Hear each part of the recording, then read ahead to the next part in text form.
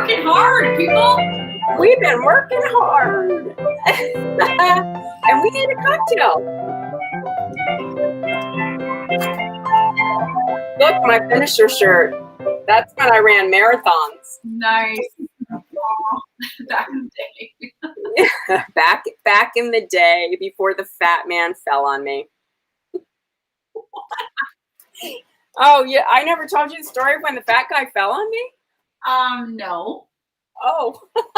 Well, we might as well start it off with this story. What? Yeah, right? Oh, my God. We did the Alaska Marathon. I want to say, I don't know which number it was. It had to be like 7 for me.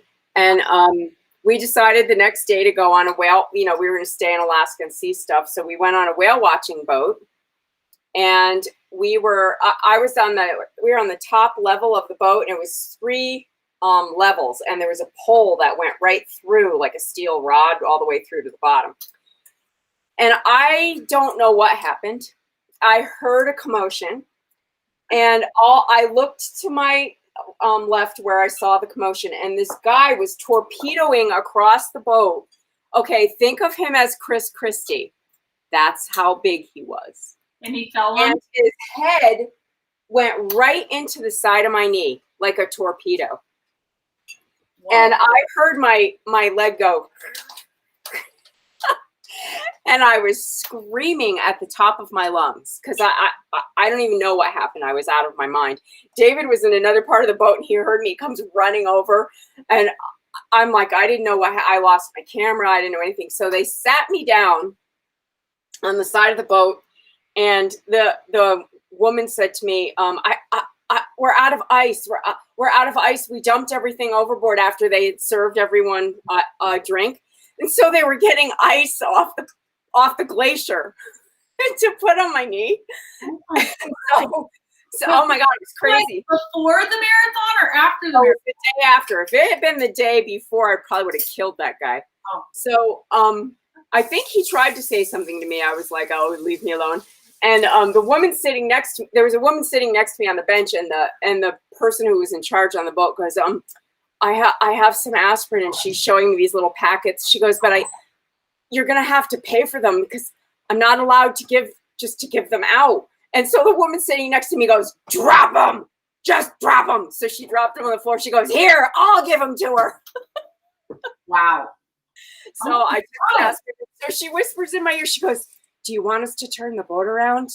We can go back." And I'm like, we had already traveled like 3 or 4 hours on the train to get on the boat. We had already been on the boat an hour. There were hundreds of people on the boat. I'm like, no, I'm not ruining my vacation of a lifetime. I want to see a whale. But wait, what happened to your knee? So we got back after I saw the whale, and we went to the hospital. They x-rayed me there, and they said, "You didn't break anything, but your ligaments." Wow. But it's probably because my legs were so strong that they just stretched. They didn't break. Wow. So we got on the plane, and I went straight to my acupuncturist, our acupuncturist, VK Duckworth, who's a miracle worker. And my knee was like this big. It was huge. So she sticks a couple needles in it, and I actually see, like, I don't know, it was like my tendons or something connect across, and the swelling started going down me, and I was like, what? So you were okay in the end? In the end, yes. It took me probably about a year to recover. I ran, I think, 2 half marathons after that with a brace on, and then I decided it was probably stupid to keep doing that. So I stopped. Okay, so I'm freaking out a little bit inside because we have this soul sister thing of similar things that happened to us. I had an obese child that fell on me, broke my foot when I was 17, and ruined my ballet career. Oh my God! I heard the crunch. Like, what are the odds? Yeah, I heard the crunch. How weird! Weird. It was in a pool. I don't know. Anyway. Okay, just random, like, we have so many similar things. It's weird. Yeah, that was really, that's something. Yeah, so usually I say I stopped running after the fat guy fell on me, and now you say I stopped my ballet career when the fat kid fell on me. I mean, it was the weirdest thing that's ever happened to me. Honestly, Oh my God. strange. Well, that's my story, and this is my punishment. In the meantime, we need drinks.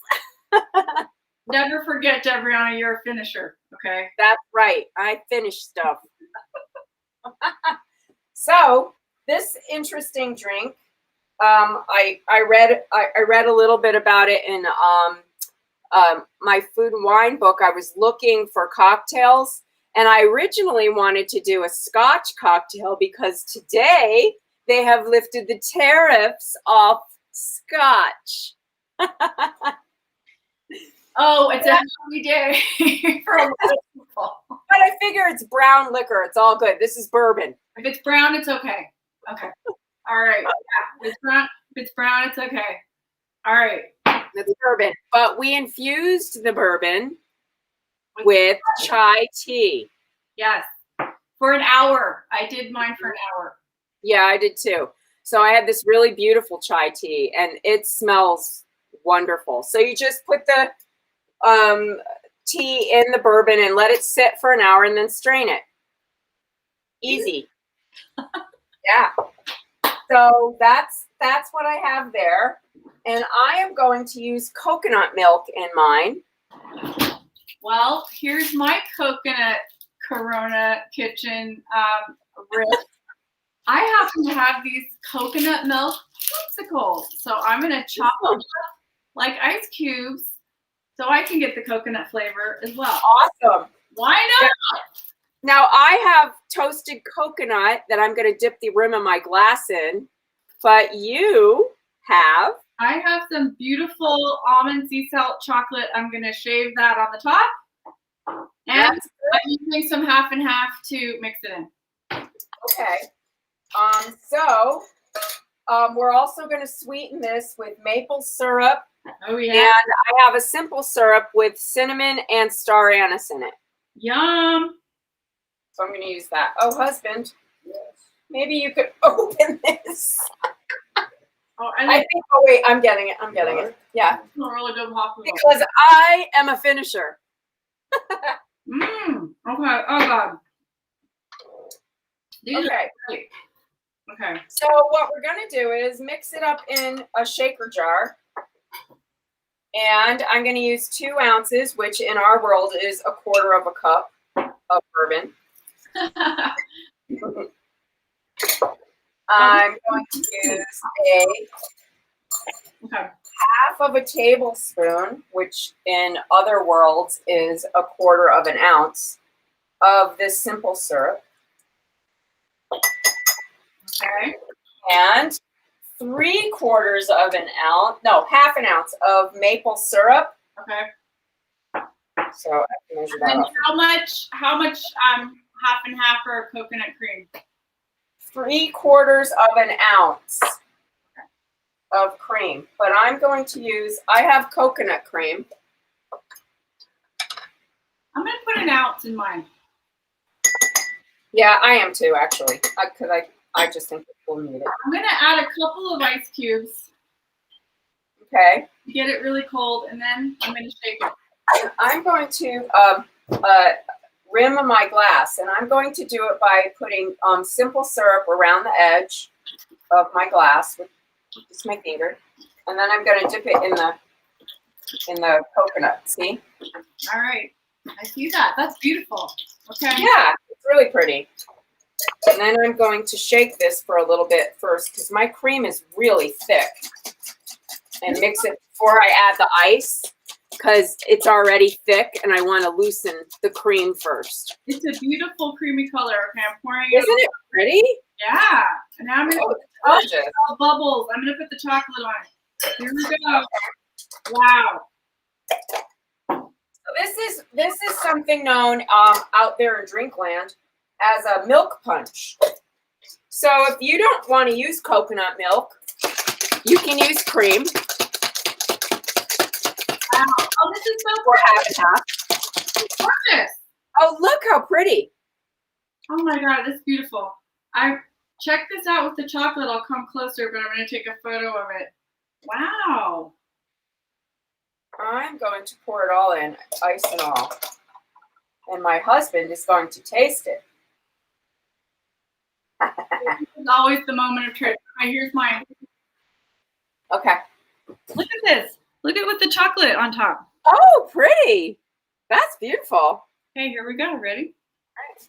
Hang on. Let me take I have coconut popsicle ice cubes in here. Well, that'll work. Okay.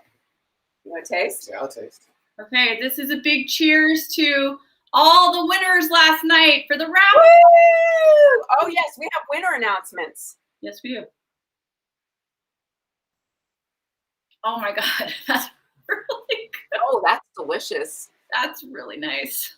That's really delicious. Oh God, I love it with the chocolate and the coconut. So good. Mm. Yeah. Oh, that's excellent. That's excellent. I like it. Okay, I'll have a sip and then you can have the rest on my later. Really. Wow. Mm. Yum. So, I think the mocktail is just use chai tea, right? Chai tea, coconut, chocolate, cream, or coconut milk, whatever you prefer. Shake it up on ice. Do some chocolate shavings on the top. Mm. Yeah. I feel like I'm on the beach. It's delicious. Dream. We can dream, can't we? We can dream. We can dream. Oh my God. So that's it. It's so easy to infuse alcohol. I can Really realize how easy it was. You can really infuse it with anything. And yeah, lemon, orange, all kinds of stuff. All kinds of teas. It's really easy. Why is bourbon so good? Oh, I know. It's delicious. Okay, so this is the deal, people. Our lovely winner of the Cuisinart last night, I let her know she in fact won the Cuisinart, and she said, I really don't want anything but a signed copy of your book. I already have a Cuisinart, so please donate it. Oh, that was really nice of her. And so what we decided to do, there's a organization, a lot of you know Kitchen Angels, and in our town we have a thing called Kitchenality, and it's the store that benefits the Kitchen Angels, and they take all kinds of kitchen cool stuff, and somebody is going to pick up a brand new Cuisinart for a really minimal amount of money. So it's going to be awesome. Yeah.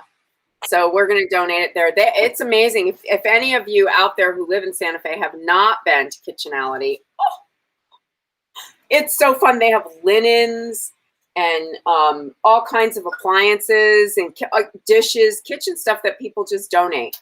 It's a great store. The Kitchen Angels, who are an incredible organization that brings food to so many people. People who are homebound with all kinds of illnesses for whatever reason, they're homebound and can't feed themselves. That's what Kitchen Angels does. They truly are angels. Mm-hmm. So, yeah. So Cuisinart's going. That's where the Cuisinart's going. That's where the Cuisinart's going. And then, so thank you, Holly's Homegrown. And then the other thing we wanted to tell you about was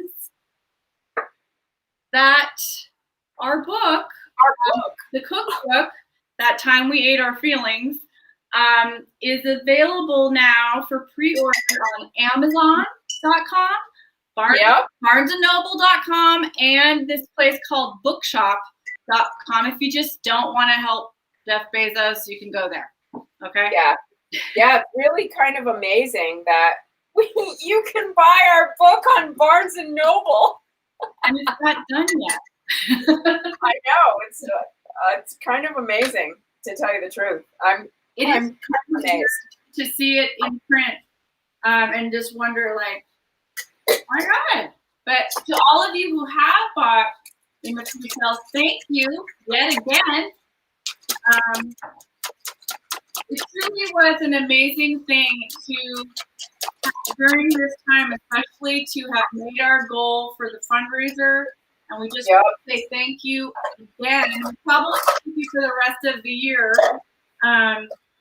But thanks so much to everybody who donated because we were able to do this. Yeah, we did it. We did something. We all did it together. It's awesome. Thank you so much. Well, I'm going to enjoy this now as I cook. Yes, I am too. I actually made myself a cocktail. So thanks everyone, and have a great weekend, and enjoy your tariff-free scotch. Thank you, Biden administration.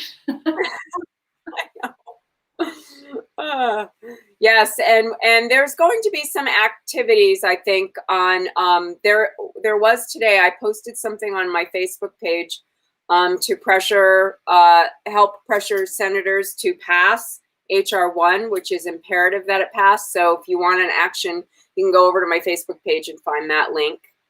It's super easy. You just put in your zip code and it tells you where to call and what to do and all that stuff. That's the voter rights, right? Voter Yes. rights. So important. That's in HR. That's part of what's in HR1. So, Yeah. So have a great weekend, everybody, and we'll see you on Monday, probably. Yep. Monday's it. Thanks for hanging out with us. Everyone wear a mask. Be safe. Coconut popsicles. They're not just for popsicles anymore. My cocktail's coming up. I can stir it.